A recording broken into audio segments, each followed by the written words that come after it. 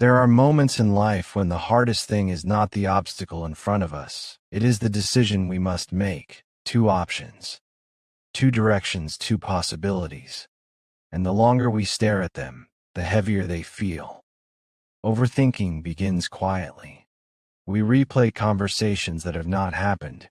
We imagine outcomes that may never occur. We weigh consequences repeatedly.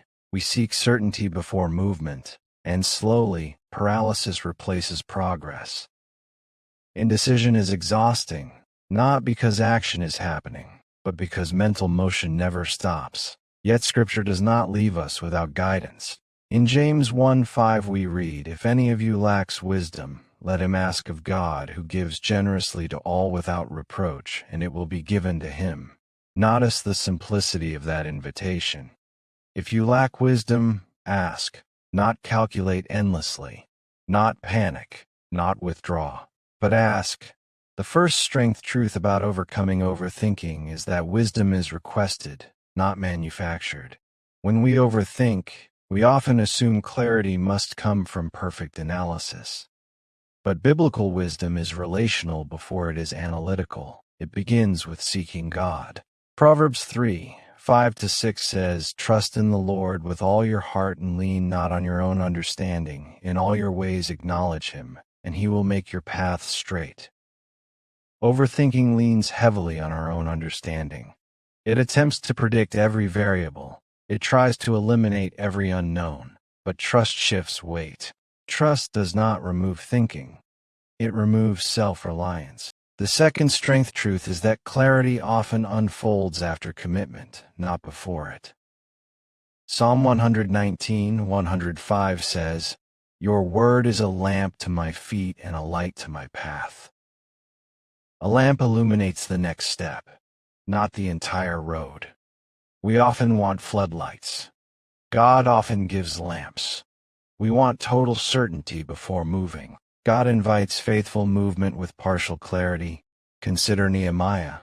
When Nehemiah heard that Jerusalem's walls were broken, he felt burdened. He prayed.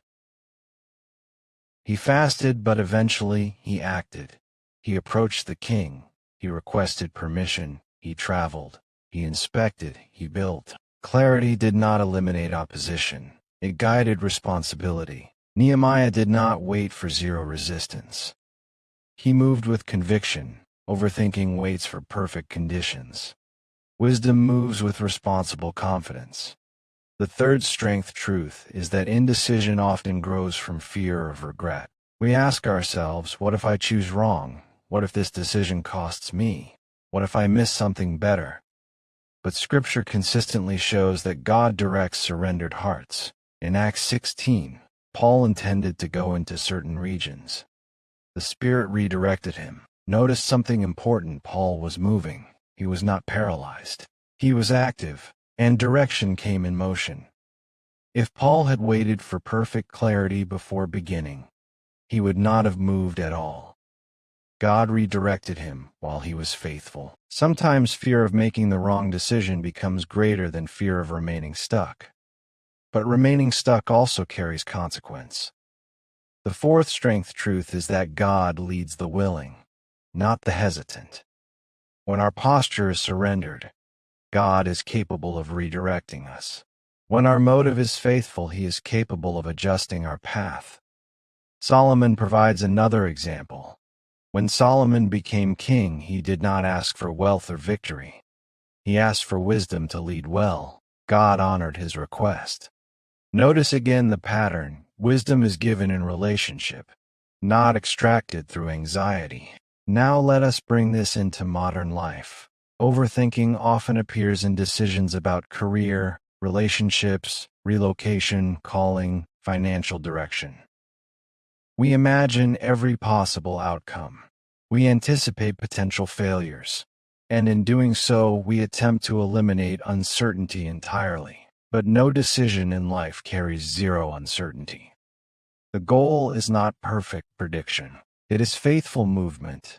Here is a stabilizing framework for overcoming indecision. First, clarify your values. Is this decision aligned with biblical principles? Does it reflect integrity, Does it honor responsibility? Second, examine your motive. Are you choosing out of fear or out of growth? Are you avoiding discomfort or pursuing faithfulness? Third, seek wise counsel. Scripture encourages seeking advice from mature voices. Isolation magnifies anxiety. Conversation often clarifies perspective. Fourth, make the best decision you can with the information available. Not the information you wish you had, but the information you have. Then move. Overthinking often disguises itself as carefulness, but carefulness and paralysis are not the same. Carefulness evaluates, paralysis hesitates indefinitely. There is strength in movement, even if adjustment becomes necessary later. Remember this: God is not limited by your imperfect decisions. If your heart is aligned, He can redirect. If your posture is humble, He can correct. If your intention is faithful, He can refine.